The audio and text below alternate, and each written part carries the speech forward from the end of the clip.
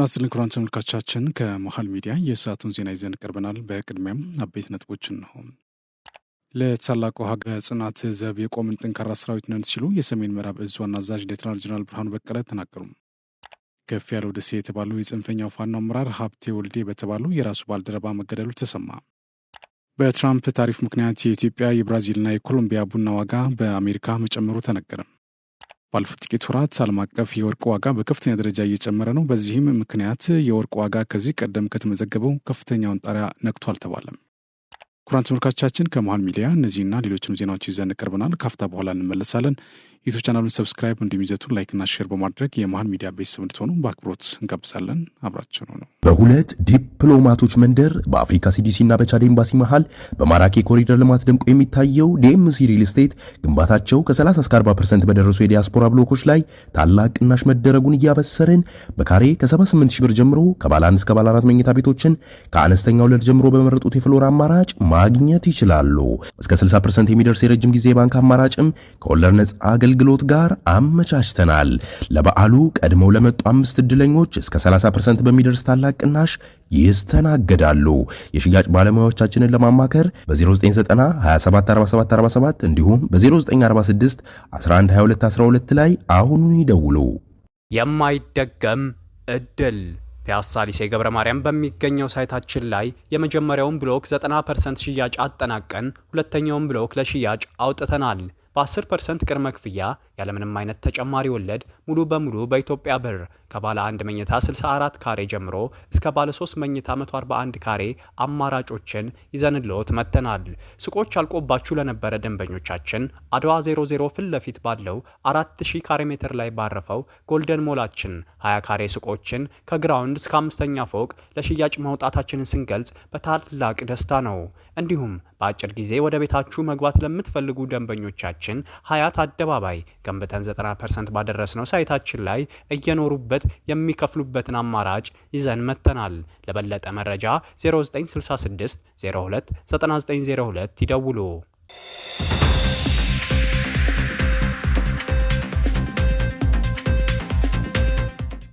በቅድሚያ የ2017 ዓመተ ምህረት በጀት ዓመት የ9 ወራት የዕቅድ አፈጻጸም ግምገማ ጠቅላይ ሚኒስትር ዶክተር አብይ አህመድ በተገኙበት ዛሬ ተጀምሯል። ጠቅላይ ሚኒስትር ዶክተር አብይ አህመድ በ9 ወራት በተለያዩ ዘርፎች የተከናወኑ ስራዎች እንደሚገመገሙ በማህበራዊ ትስስር ገጻቸው ባስተላለፉት መልእክት ገልጿል። በግምገማው የሚቀጥሉትን 3 ወራት የስራ ዕቅድ ለማጠናከር የሚረዱ ውይይቶች እንደሚካሄዱም ጠቁመዋል። እስካሁን ያሳካነው የስራ ውጤት ሰፊ ቢሆንም ስኬታችንን ሳይዘናጋም ለበለጠ ከፍታ የሚያነሳሳን ሊሆን ይገባል ብሏል ጠቅላይ ሚኒስትሩ በመልእክታቸው። በአማራ ክልል ለምክክሩ የተሰበሰበ አጀንዳ ርክክብና የማጠቃለያ መርሃ ግብር በባህር ዳር ከተማ እየተካሄደ ነው። በክልሉ ከመጋቢት 27 እስከ ሚያዝያ 4 2017 ዓ ም በሁለት ምዕራፎች ተከፍሎ የአጀንዳ ማሰባሰብ መርሃ ግብር ሲካሄድ ቆይቷል። በመጀመሪያው ምዕራፍ ከ4500 በላይ የማህበረሰብ ወኪሎች የተሳተፉ ሲሆን እነዚህም ክልሉን የሚወክሉ አጀንዳዎችን በማቅረብ 270 ወኪሎችን መምረጣቸው በወቅቱ ተገልጿል።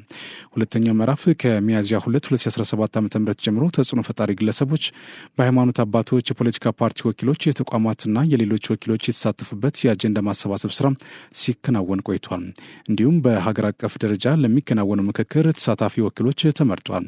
ዛሬ ደግሞ የተሰበሰበው አጀንዳ ርክክብና የማጠቃለያ መርሃ ግብር በመካሄድ ላይ ነው። በአጀንዳ ማሰባሰብ ሂደቱ በዲሞክራሲያዊ መንገድ ለሀገር ብሎም የክልሉን ችግሮች ይፈታሉ ያሏቸውን አጀንዳዎች ማቅረባቸውን ተሳታፊዎች ቀደም ሲል በሰጡት አስተያየት አረጋግጠዋል። በፕሬዚዳንት ዶናልድ ትራምፕ ታሪፍ ምክንያት በአሜሪካ የቡና ዋጋ እየናረ ነው። ከሌሎች ሀገራት ወደ አሜሪካ የሚገባ ቡና መጠን ስለቀነሰ የቡና ዋጋ ተወዷል ተብሏል። ቡና የሚገዙ ሰዎች ቁጥርም እንዲሁ እየቀነሰ መምጣቱ ተመላክቷል። አሜሪካውያን በዓመት $100 ቢሊዮን ለቡና ያወጣሉ። አሁን ባለው የዋጋ መወደድ ምክንያት ግን ይህ ቁጥር መለወጡ አይቀርም ተብሏል። በዋሽንግተን ዲሲ ብሬድ ባይት በከሪ የተባለ ካፌ የሚያስተናግዳቸው ጆርጅ ፕሩኒክ እንዳለው ከኮሎምቢያ የሚያስገቡት ቡና መጠን ስለቀነሰ የቡና ዋጋው ተወዷል።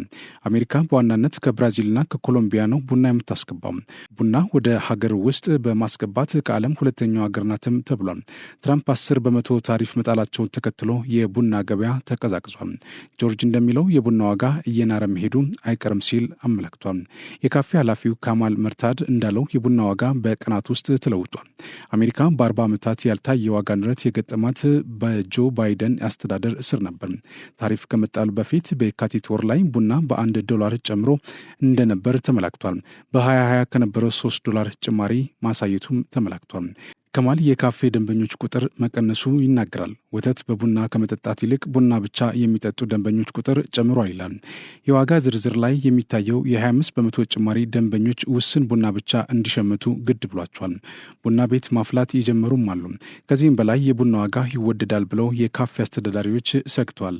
በሳን ፍራንሲስኮ ካፌ ያላትን ጆኒ ኖጎ የኢትዮጵያና የጓቲማላ ቡና ነው የምትሸጠው። ሁለቱም ሀገራት 10% ታሪፍ ተጥሎባቸዋል። ከቻይና ብርዳማ ክፍል ቡና የምታስገባው ጄኒ እንደምትለው የቡና ዋጋ ኑሯል ትላለች። ንግዳችን እንዳይሞት እኛም ዋጋ መጨመር አለብን ስትል ቅሬታውን አቅርባለች። ጆርጅ እንደሚለው ቡና ለመግዛት ወደ ካፌ የሚሄዱ ሰዎች በአጠቃላይ ሊቀሩ አይችሉም፣ ዋጋው ጫና ማሳደሩ ግን አይቀርም ሲል ተናግሯል። የኑሮ ውድነት የእንቁላል ዋጋ ላይ ጫና በማሳደሩ ኬክና ዳቦ ጋጋሪዎችም ተቸግሯል። ጆርጅ ከ5 ወራት በፊት $42 ይገዛው የነበረው የኬክ ግብዓት $100 መግዛት ጀምሯል። ዋጋውን እየከፈልን ያለነው ሁላችንም ነን ሲልም ተናግሯል። ትራምፕ የእንቁላል ዋጋ የጨምረውን በባይደን አስተዳደር ምክንያት ነው ብለው በሳቸው አስተዳደር ግን ዋጋው እንደሚቀንስ ቃል ገብቶ እንደነበር ተመላክቷል። በባይደን አስተዳደር ወቅት በወፍ ጉንፋን ምክንያት በሚሊዮኖች የሚቆጠሩ ዶሮዎች ተጎድተዋል። በትራምፕ አስተዳደር እንቁላል ዋጋው ከዚህ በፊት ባልታየ ሁኔታ እስከ $6.22 ደርሷል። ኮሊያ ኮፊ ሮስተርስ የተባለ ቡና መሸጫ በዲሲ የከፈተው ጆኤል ፌንክሊን እንደሚለው በታሪፍ ምክንያት የዋጋ ንረት ተከስቷል። ትራምፕ ስልጣን ከያዙ ጀምሮ የቡና ዋጋ እየጨመረ መምጣቱን ይናገራል። በተለይም በዩሳይድ የሚደረግለት ድጋፍ መቋረጡም በደቡብ አሜሪካ ድጎማ የሚደረግላቸው አርሶ አደሮች ላይ ጫና ስላሳደረ የቡና ዋጋ ጨምሯል ተብሏል። የምንሸጠው የቡና መጠን ማሽቆልቆሉ አይቀርም ይላል ነጋዴው። ይህ የቡና ዋጋ በአሜሪካ መናር የተጠቃሚዎችን ቁጥር የሚቀንስ ከሆነ ሀገራት ወደ አሜሪካ የሚልኩትን ቡና መጠንም ይቀንሳል። ይህም በአምራችና በላኪ ሀገራት ላይ የገቢ ቅናሽን ያስከትላል ሲል የዘገበው ቢቢሲ ነው። ለታላቅ ሀገር በጽናት ዘብ የቆምን ጠንካራ ሰራዊት ነን ሲሉ የሰሜን ምዕራብ እዝ ዋና አዛዥ ሌተናል ጀነራል ብርሃኑ በቀለ ገለጹ። ሌተናል ጀነራል ብርሃኑ በቀለ በሰራዊቱ የግዳጅ ቀጠና ተገኝተው ተልዕኮ መፈጸም ላይ የሚገኙ የሰራዊት አባላትና በስልጠና ላይ የሚገኙ የመቶና የጓዳ አመራሮችን ስልጠና በመመልከት ሰራዊቱን አበረታቷል። ሌተናል ጀነራል ብርሃኑ ኢትዮጵያ ወደ ከፍታ የምታደርገውን ሁለንተናዊ እድገት ጉዞ መጓተት የሚችል ምንም አይነት ምድራዊ ኃይል እንደሌለም የሰራዊታችን የዝግጁነት ደረጃ ማሳያ ነው ብሏል። ኢትዮጵያ በአፍሪካ ብሎም በዓለም ታላቅ ዝና ታሪክና ክብር ያላት ሀገር ናት ያሉት ሌተናል ጀነራሉ ክብሯንና ዝናዋን እንደጠበቀች ለመጪው ትውልድ ማስተላለፍ ደግሞ የዚህ ትውልድ በተለይም ደግሞ የሰራዊቱ ኃላፊነት መሆኑን አስገንዝበዋል። የሰሜን ምዕራብ እዝ የኢትዮጵያ ሉዓላዊነት የሚፈታተኑ የህዝቡ ሰላም ለማደፍረስና ፈጣን የልማት እድገቷን ለማጓተት ከታሪካዊ ጠላቶቻችን ተልዕኮ የተቀበሉ ተላላኪ ባንዳዎች ሴራ ማክሸፉንም አመላክቷል።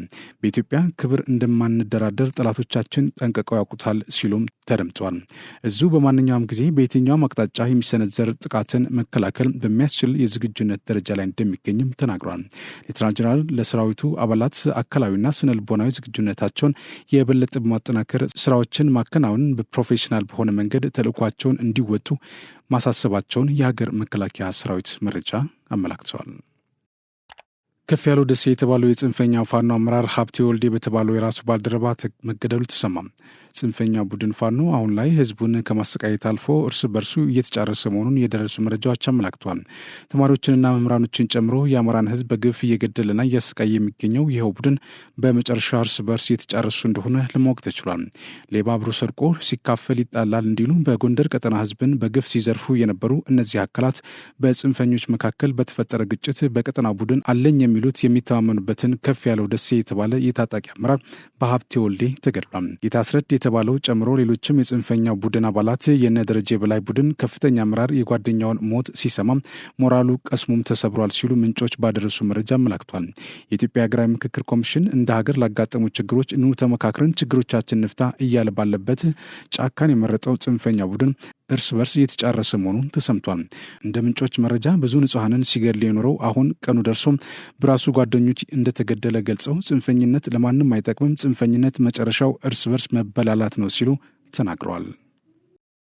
በማህበራዊ ሚዲያዎችና በኢንተርኔት የሚፈጸሙ የማጭበርበር እንቅስቃሴዎች እየበረከቱ ይገኛሉ። የኢንፎርሜሽን መረብ ደህንነት አስተዳደር ከዚህ ጋር ተያይዞ እያጋጠሙ ያሉና ሊያጋጥሙ ይችላሉ ያላቸውን ስጋቶች መከላከል የሚያስችሉ የጥንቃቄ እርምጃዎችን በማህበራዊ ትስስር ገጹ አስቀምጧል።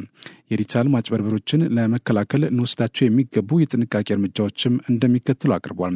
ያልታወቁ አድራሻዎችን ወይም ሊንኮችን ከመክፈት በመቆጠብ ከላይ ያሉትን ወይም ተመሳሳይ አድራሻዎችን በመልእክት በማህበራዊ መገናኛ ወይም በሌላ መንገድ ከደረሰው ከመክፈት መቆጠብ። በተለይ እንኳን ደስ ያለህ ገንዘብ አሸንፋል፣ ይህን አገናኝ ጫን የሚል መልእክት ከመጣ ይህ ማጭበርበሪያ ሊሆን ስለሚችል መጠንቀቅ ያስፈልጋል። የሞባይልና የባንክ መረጃዎችን ደህንነቱ በተጠበቀ መልኩ በመጠቀም የሞባይል ባንኪንግ መተግበሪያዎችን ከታመኑ ምንጮች ወይም እንደ ጉግል ፕሌይ ወይም አፕ ስቶር ብቻ ያውርዱ። የይለፍ ቃልዎን ወይም የባንክ መለያዎችን ባልታወቁ ድረገጾች ከማስገባት መቆጠብም ያስፈልጋል። በዲጂታል ሚዲያዎች አጠራጣሪ ነገሮችን ሲመለከቱ ሪፖርት በማድረግ እንደዚህ አይነት መልእክቶች ወይም አድራሻዎች ካዩ ወዲያውኑ ለኢትዮሰርት በኢሜይል በማሳወቅ አሊያም ኢትዮሰርት @insa.gov.et ወይም በስልክ 933 ያሳውቁም። በነጻ ዋይፋይ ስንጠቀም በጥንቃቄ መጠቀም። በካፌዎች፣ በሆቴሎች ወይም በሌሎች የህዝብ ቦታዎች ያለውን ነጻ ዋይፋይ ሲጠቀሙ ጥንቃቄ ማድረግ እንዳለባችሁ በመልእክቱ ተመላክቷል። ነቱ የተጠበቀ የዲጂታል ስነ ምህዳር ለመፍጠር ዓለም አቀፍ ትብብርና አጋርነትን ማጠናከር እንደሚገባ በብራዚል የኢትዮጵያ አምባሳደር ሉኦልሰገድ ታደሰ ገለጹ። ኢትዮጵያ በብራዚል መዲና በብራዚሊያ በተካሄደው የብሪክስ የኢንፎርሜሽንና ኮሚኒኬሽን ቴክኖሎጂ ICT ደህንነትና ጥበቃ ስብሰባ ላይ ተሳትፋለች። በብራዚል የኢትዮጵያ አምባሳደር ሉኦልሰገድ ታደሰ ደህንነቱ የተጠበቀ የዲጂታል ምህዳር ለመፍጠር ሀገር አቀፍ ትብብርና ዓለም አቀፍ አጋርነት ወሳኝ መሆኑን ገልጿል። አምባሳደሩ በስብሰባው ላይ ስለ ኢትዮጵያ የሳይበር ደህንነት ፖሊሲም ገለጻ አድርጓል። ፖሊሲው የመንግስት ህዝብና የበርካታ ባለድርሻ አካላት የጋራ ተሳትፎን ማዕከል ያደረገ ለቁልፍ የመረጃ መሰረተ ልማቶችና ለግል መረጃ ጥበቃ ትኩረት የሚሰጥ መሆኑን አመላክቷል። በተጨማሪም ለዲጂታል የኢኮኖሚ ተግባራት ደህንነቱ የተጠበቀ አሰራር መፍጠር የሚያስችል ነው ብሏል። ኢትዮጵያ በአይሲቲ ደህንነት ዓለም አቀፍ ትብብርና አጋርነት እንዲጠናከር ቁርጠኛ ናት ብሏል። በብሪክስ ማዕቀፍ አማካኝነት የአይሲቲ ዘርፍ እድሎችን መጠቀምና ስጋቶች በጋራ መከላከል እንደሚገባም ነው አምባሳደሩ ያሳሰቡት። ስብሰባው የብሪክስ አባል ሀገራት የአይሲቲ ደህንነት ይዞ የመጣባቸውን እድሎችና ፈተናዎች ላይ ሀሳቦችን እንዲለዋወጡና ሀገራዊ ተሞክሯቸውን እንዲያቀርቡ ምቹ አጋጣሚ መፍጠሩም ተመላክቷል። አባል ሀገራቱ በጉዳዩ ላይ ብሪክስ ጠንካራ ትብብር መፍጠር እንዳለባት የጋራ መግባባት ላይ መድረሳቸውን በብራዚሊያ የኢትዮጵያ ኤምባሲ ለኢትዮጵያ ዜና አገልግሎት በላከው መረጃ አመላክተዋል። አምራች ኢንዱስትሪዎች የበለጠ ውጤታማ እንዲሆኑ አስፈላጊውን ድጋፍ ማድረግ ይገባል ሲሉ የኢንዱስትሪ ፓርኮች ልማት ኮርፖሬሽን ዋና ስራ አስፈጻሚ ዶክተር ፍስሐ ይታገሱ ገለጹ። የ2017 ዓ.ም የአምራች ኢንዱስትሪዎች አውደ ርዕይ ከሸማችነት ወደ አምራችነት በሚል መሪ ሀሳብ በአዲስ ኢንተርናሽናል ኮንቬንሽን ማዕከል የተካሄደ ነው። ዶክተር ፍስሐ ይታገሱ በዚህ ወቅት ኢንዱስትሪዎች የሚያጋጥሟቸውን ችግሮች በማቃለል የበለጠ ውጤታማነት እንዲሆን ሊደግፉ እንደሚገባ አጽንኦት ሰጥቷል። ለአምራች ኢንዱስትሪዎች ማነቆ የሆኑ የማምረቻ ቦታ ችግሮችን ለመፍታት የክላስተር አሰራር ሊተገበር ይገባል ብለዋል። አምራች ኢንዱስትሪዎች ከፋይናንስ አቅርቦት ጋር ተያይዞ የሚያጋጥሟቸውን ችግሮችን ለመፍታት ባንኮች አስፈላጊውን ድጋፍ ሊያደርጉ እንደሚገባም ገልጿል። በተጨማሪም አምራች ኢንዱስትሪዎች ዘመናዊ ቴክኖሎጂን በመጠቀም የተቀናጀ አገልግሎት እንዲያገኙ ለማድረግ በትኩረት መስራት እንደሚያስፈልግ አሳስበዋል። ከአውደ ርዕዩ ጎን ለጎን በዘርፉ ያሉ መልካም ተሞክሮችና ተግዳሮቶች ላይ የሚያተኩር የባለድርሻ አካላት ፎረም በመካሄድ ላይ እንደሚገኝ የኮርፖሬሽኑ መረጃ አመላክተዋል። በትግራይ ክልል የአርሶ አደሮች የቁጠባ ባህል ማደጉ በክልሉ የሚገኙ የገበሬዎች የቁጠባና ብድር የህብረት ስራ ማህበራት አቅም እንዲጠናከር በማድረጉ አርሶ አደሮች ማዳበሪያን በቀጥታ ግዢ እንዲያገኙ ማስቻሉን በክልሉ ጊዜያዊ አስተዳደር የህብረት ስራ ማህበራት ኤጀንሲ አስታወቅም። የኤጀንሲው ምክትል ኃላፊ አቶ የማነ ገብረ መስቀል እንዳሉት በክልሉ የሚገኙ ግማሽ ሚሊዮን ያህል አርሶ አደሮች በቁጠባና ብድር ማህበራት ተደራጅተው የቁጠባ ባህላቸውን እያሳደጉ ይገኛሉ። አባላቱ ባለፉት 9 ወራት ብቻ 1.1 ቢሊዮን ብር መቆጠባቸውን አመላክቷል። በተጠራቀመው ገንዘብ አርሶ አደሮቹ ዘመናዊ ማዳበሪያና ሌሎች ለግብርና ስራ የሚያግዙ ግብዓቶች በቀላሉ እጅ በእጅ እንዲገዙ እንዳስቻላቸው ተናግሯል።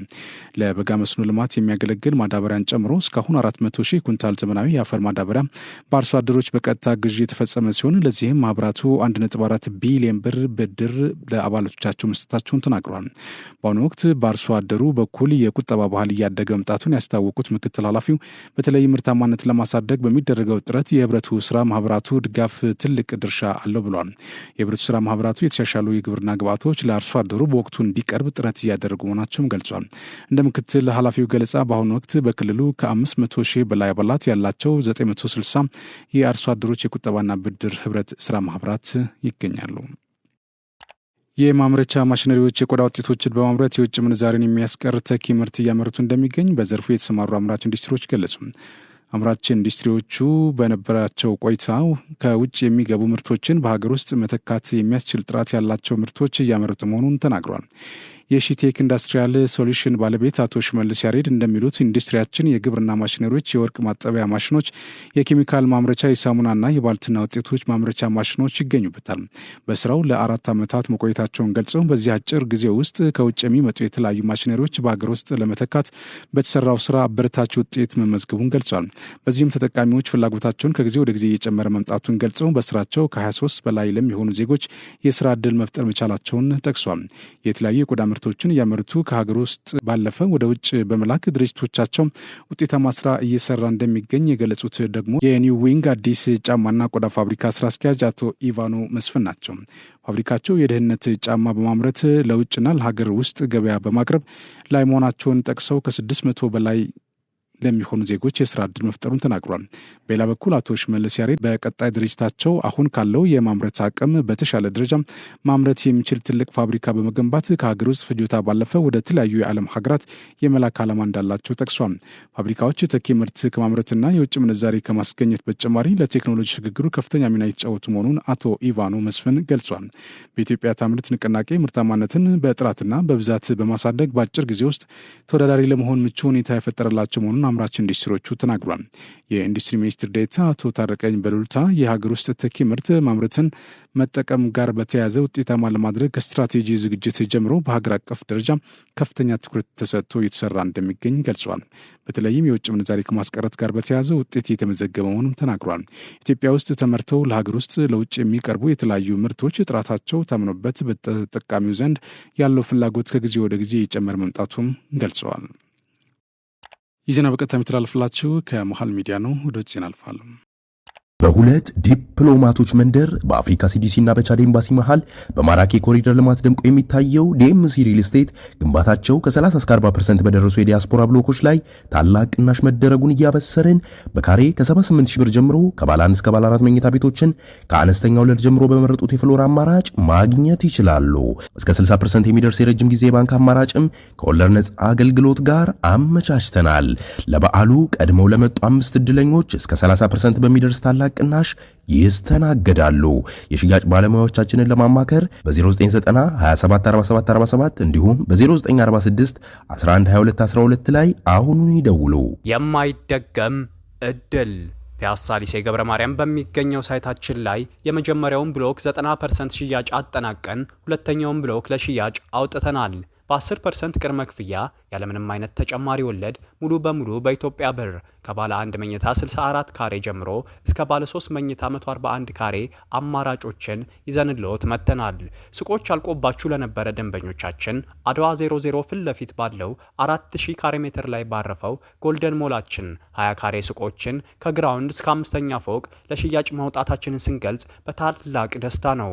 እንዲሁም በአጭር ጊዜ ወደ ቤታችሁ መግባት ለምትፈልጉ ደንበኞቻችን ሀያት አደባባይ ገንብተን 90% ባደረስነው ሳይታችን ላይ እየኖሩበት የሚከፍሉበትን አማራጭ ይዘን መጥተናል። ለበለጠ መረጃ 0966 02 9902 ይደውሉ። ባለፉት ጥቂት ወራት ዓለም አቀፍ የወርቅ ዋጋ በከፍተኛ ደረጃ እየጨመረ ነው። በዚህ ምክንያት የወርቅ ዋጋ ከዚህ ቀደም ከተመዘገቡት ከፍተኛውን ጣሪያ ነክቷል ተብሏል። በዓለም ገበያ ውስጥ ባለው መዋዠቅ ምክንያት ነጋዴዎች አስተማማኝ የኢንቨስትመንት አማራጭ እያፈላለጉ እንደሚገኙም ተመላክቷል። ለወትሮ የምጣኔ ሀብት ምስቅልቅል ሲፈጥር ወርቅ አስተማማኝና ቋሚ የሀብት ማከማቻ መንገድ ተደርጎ ይወሰድ ነበር። በወቅታዊ ሁኔታ ወርቅ የሚታሰበው ያህል አስተማማኝ ነው የሚል ጥያቄ አጭሯል። ዶናልድ ትራምፕ በሀገራት ላይ የጣሉት ታሪፍ በዓለም አቀፍ ገበያ ትልቅ የሚባል ለውጥ አምጥቷል። በዓመታት ያልታየ የንግድ ፖሊሲ ለውጥም ተስተውሏል። ባለፈው ሳምንት ወርቅ ታይቶ በማይታወቅ ሁኔታ ዋጋው $3167 በላይ ሆኗል። በዚህ ዓመት የወርቅ ዋጋ ከጊዜ ወደ ጊዜ እየጨመረ ቀድሞ የያዘውን ክብረ ወሰን እየሰበረ ነው ተብሏል። ዋነኛ ምክንያቱም ፕሬዚዳንት ትራምፕ የቀሰቀሱትን የታሪፍና የንግድ ጦርነት ነው ተብሏል። አለመረጋጋት ሲኖር ደግሞ የወርቅ ዋጋ ይጨምራል። የገበያ መዋዠቅን ተከትሎ ብዙዎች ወርቅ ለማከማቸት ስለሚሞክሩ ዋጋው እየናረ ይሄዳል ነው የተባለው። በቤልፋስት ዩኒቨርሲቲ የሚያስተምሩት ዶክተር ፊሊፕ ፍሌርስ ወርቅ የሚገዙት መንግስታት፣ ባለሀብቶች ወይም አከፋፋዮች እንደሆኑ ይናገራሉ። ብዙዎች የገበያ ድርሻቸውን ትተው ወርቅ ላይ እያተኮሩ ነው። ዋጋው የሚጨምረው በዚህ ምክንያት ነው ይላሉ። በዓለም አቀፍ ገበያ ላይ ማንኛውም አይነት ማሽቆልቆል ሲታይ እንደ አማራጭ የሚወሰደው ወርቅ ይሆናል። በተቃራኒው ዓለም አቀፍ ገበያ መዋዠቅ የወርቅ ዋጋ እንዲረክስም ሊያደርግ ይችላል። በአውሮፓውያኑ 2020 የኮሮና ቫይረስ ወረርሽኝ ባስከተለው ምጣኔ ሀብት መዳከም የተነሳ ወርቅ ዋጋው አሽቆልቁሎ እንደነበር ይታወሳል። በዚህም የተነሳ ወርቅ ሁነኛ ኢንቨስትመንት አማራጭ ነው ማለት ሁሌም አስተማማኝ ነው ማለት ግን አይደለም ይላሉ ዶክተር ፊሊፕ። ወርቅ አስተማማኝ የሚባልበት ምክንያት ከታሪክም ጋር ይተሳሰራል። በተለያዩ ባህሎች ወርቅ ዘመን የማይሽረው በምንም እንደማይተካ ሀብት ይቆጠራል ይላሉ። በጥንታዊ ግብጽ የንጉሥ ቱታንካሙን የፊት ጭንብል የተሰራው ከወርቅ ነው። በጋና የአሻንቲ ስልጣኔ ውስጥ ወርቅ ጉልህ ቦታ አለው። በህንድ ቤተ መቅደሶችም የሚገኙ ወንበሮች ከወርቅ ነው የተሰሩት። በርካቶች ሀብታቸውን በወርቅ ለማከማቸት የሚመርጡትም ያለ ምክንያት አይደለም። ከወርቅ የተሰሩ ጌጣጌጦችና መገልገያዎች በዓለም አቀፍ ገበያ ምክንያት ዋጋቸው ላይለወጥ ይችላል። ከፍተኛ መጠን ያለው ኢንቨስትመንት ግን በገበያው ተጽዕኖ ስር ይወድቃል። ዶክተር ፊሊፕ እንደሚሉት በቅርብ ጊዜ የወርቅ ዋጋ የጨመረው የሀገራት ብሔራዊ ባንኮች ወርቅ እየገዙ ስለሆነ ነው ይላሉ። አጠራጣሪና ያልተረጋጋ በሆነ ገበያ ውስጥ በድርሻ ኢንቨስትመንት ላይ ከመተማመን ይልቅ ክምችታቸውን ጠንካራ እንዲሆን ወርቅ ይገዛሉ። ይህ አካሄድ ሁሉም አስተማማኝ ነው ማለት ግን አይደለም። ገበያው ሲረጋጋ መንግስታትም ይህኑ ህዝብ ወርቅን እንደ አማራጭ መውሰዱን ሊተውት ይችላሉ ሲሉ ዶክተር ፊሊፕ ያስረዳሉ። ሰዎች በወርቅ ኢንቨስት ሲያደርጉ ዘለቄታዊ ጥቅሙን ከግምት ውስጥ በማስገባት እንደሆነ ባለሙያው ያክላሉ። የዩናይትድ ስቴትስ የጤና ሚኒስትር ሮበርት ኤፍ ኬኔዲ ጁኒየር እየተስፋፋ ያለውን የኦቲዝምን መንስኤ በ5 ወራት ውስጥ ለማወቅ መጠነ ሰፊ ምርመራና ጥናት እንደሚደረግ ተናገሩ። ለ10 ዓመታት ጥናት ሲደረግበት የቆየውና ውስብስብ መሆኑን ያመላከቱት ባለሙያዎች የኦቲዝምን መንስኤ መረዳት ሚኒስትሩ እንደሚሉት በወራት ውስጥ የሚደረስበት ቀላል ጉዳይ አይሆንም በማለት ሙከራውን የተሳሳተና ተጨባጭ ያልሆነ ሲሉ ተችተዋል። በቅርቡ በትራምፕ የተሾሙት የአሜሪካ የጤና ሚኒስትር ኬኔዲ ኦቲዝም ከክትባት ጋር የተገናኘ ነው የሚል ንድፈ ሀሳቦችን የሚያራምዱ ሲሆኑ ሐሙስ ዕለት በተካሄደው የካቢኔው ስብሰባ ላይ በቀጣይ ወራት የሚደረገው ምርምር ከዓለም ዙሪያ በመቶዎች የሚቆጠሩ ሳይንቲስቶች ያሳትፋል ብሏል። በመጪው መስከረም እየተስፋፋ ያለው ኦቲዝም መንስኤው ምን እንደሆነ እናውቃለን፣ ይህም አጋላጭ የሆኑትን ምክንያቶች ለማስወገድ ያስችለናል ሲሉ የጤና ሚኒስትሩ ተናግሯል። የመንግስት መረጃ እንደሚያመላክተው ከአውሮፓውያኑ 2000 ወዲህ በአሜሪካ ውስጥ የኦቲዝም መጠን በከፍተኛ መጠን ጨምሯል። በ2020 ከ8 ዓመታት ታዳጊዎች መካከል የኦቲዝም ክስተት መጠን 2.77 በመቶ መድረሱን የበሽታ መቆጣጠሪያና መከላከያ ማዕከል አስታውቋል።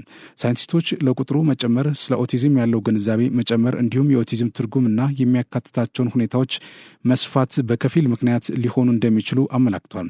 ተመራማሪዎች ለኦቲዝም ምክንያት የሚሆኑ አካባቢያዊ ጉዳዮች ላይ ጥናት በማድረግ ላይ እንደሆነም ተመላክቷል። መንግስታዊ የአሜሪካ ብሔራዊ ጤና ተቋም በየዓመቱ በኦቲዝም ላይ ለሚደረጉ ጥናቶች ከ3,000 ሚሊዮን ዶላር በላይ ያወጣል።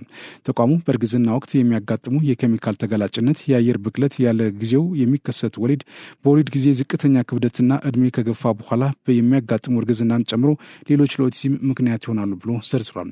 ኬኔዲ ውጤቱ መስከረም ላይ ይታወቃል ስላሉት የምርምር ፕሮጀክት ዝርዝርና ምን ያህል ገንዘብ እንደተመደበለት ያሉት ነገር የለም። በጥናቱ የክትባቶችን ተጽዕኖ የምንመራመር ሲሆን ለኦቲዝም ምክንያት ሊሆን የሚችሉ ሁሉንም ጉዳዮች እንመለከታለን ሲሉ የጤና ሚኒስትሩ ለፎክስ ኒውስ ተናግረዋል። የምግብ ስርዓታችንን፣ ውሃችን፣ አየራችን፣ የተለያዩ የልጆች አስተዳደጋችን እንዲሁም ሌሎች ለኦቲዝም መስፋፋት ምክንያት የሆኑ ለውጦቹን ጨምሮ ሁሉም ነገር ላይ ጥናት ይደረጋል። ነገር ግን የጤና ሚኒስትሩ በኦቲዝም ምክንያት ላይ የሚደረገውን ጥናት መጀመርን ይፋ ማድረጋቸውን ተከትሎ የአሜሪካ የኦቲዝም ማህበር ባወጣው መግለጫ እቅዱ ጎጂ፣ አሳሳችና ተጨባጭ ያልሆነ ሲል ተችቶታል። ጨምሮም ኦቲዝም ከአደገኛና ከተላላፊ በሽታዎች ጋር የሚመደብ አይደለም ሲል የኬኔዲ መስሪያ ቤት አቋሙን የተቃወመ ሲሆን የማህበሩ ፕሬዚዳንት ኦቲዝም በዋናነት በአካባቢያዊ ምክንያቶች የሚከሰት ነው መባሉ አሳሳች ከመሆኑ በተጨማሪ መገለልን የሚያስከትል ነው በማለት ችግሩ ያለባቸው ሰዎች የሚያስፈልጋቸውን ድጋፍ እንዳያገኙ ያደርጋል ሲል ስጋታቸውን ገልጿል። የጤና ሚኒስትሩ በክትባቶች ላይ ባላቸው ጥርጣሬና ተቃውሞ የተነሳ ጥያቄ የሚነሳባቸው ሲሆን በኦቲዝም ላይ የሚደረገውን ጥናት ላይ እንዲሳተፉ ተመሳሳይ አቋም ያላቸውን ግለሰቦች መሾማቸው መነጋገሪያ ሆኗል። ተቀባይነት ያላቸው ኦቲዝምና በልጅነት የሚሰጡ ክትባቶች ተያያዥነት አላቸው የሚለው ሀሳብ ትኩረት ያገኘው አንድ ብሪታንያዊ ዶክተር በአውሮፓውያኑ 1998 ላንሴት በተባለ የሕክምና መጽሔት ላይ ጽሑፋቸው ከወጣ በኋላ ሲሆን በኋላ ላይ ዶክተሩ ለጥናቱ የተጠቀሙባቸው መረጃዎች ሐሰተኛ ሆነው በመገኘታቸው ጽሑፉ ውድቅ ተደርጓል ሲል ቢቢሲ በዘገባው አስታውሷል። ክቡራን ተመልካቾቻችን ከመሃል ሚዲያ ለሰዓቱ ያዝናቸው ዜናዎች እነዚህ ናቸው። ስለተከታተላችሁ እናመሰግናለን። ቀሪስቶች ይቀጥላሉ። በእኔ በኩል ጨርሻለሁ። በያላችሁበት ሰላም ሁኑ። የማይደገም እድል ፒያሳ ሊሴ ገብረ ማርያም በሚገኘው ሳይታችን ላይ የመጀመሪያውን ብሎክ 90% ሽያጭ አጠናቀን ሁለተኛውን ብሎክ ለሽያጭ አውጥተናል። በ10% ቅድመ ክፍያ ያለምንም አይነት ተጨማሪ ወለድ ሙሉ በሙሉ በኢትዮጵያ ብር ከባለ 1 መኝታ 64 ካሬ ጀምሮ እስከ ባለ 3 መኝታ 141 ካሬ አማራጮችን ይዘንልዎት መጥተናል። ሱቆች አልቆባችሁ ለነበረ ደንበኞቻችን አድዋ 00 ፊት ለፊት ባለው 4000 ካሬ ሜትር ላይ ባረፈው ጎልደን ሞላችን 20 ካሬ ሱቆችን ከግራውንድ እስከ 5ኛ ፎቅ ለሽያጭ ማውጣታችንን ስንገልጽ በታላቅ ደስታ ነው።